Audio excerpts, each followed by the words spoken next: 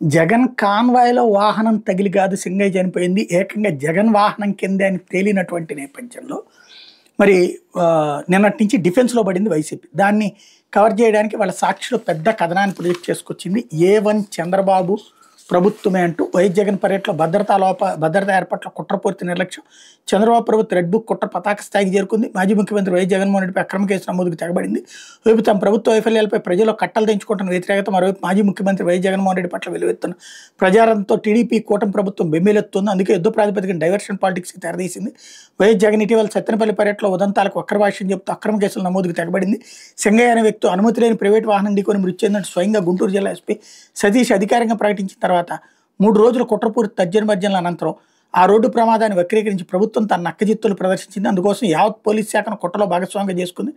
ఏకంగా వైఎస్ జగన్మోహన్ రెడ్డి పైన అక్రమ కేసు నమోదు చేయడం ప్రభుత్వ కుట్రకు పరాకాష్ట.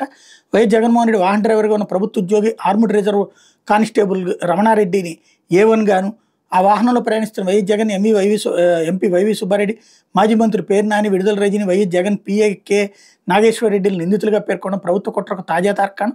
ఈ మేరకు గతంలో నమోదు చేసిన ఎఫ్ఐఆర్కు భిన్నంగా తాజాగా బిఎన్ఎస్ 105/49 కింద కేసు నమోదు చేస్తామని గుంటూరు ఎస్పీ సతీష్ ఆదివారం చేసిన ప్రకటన నిదర్శనం.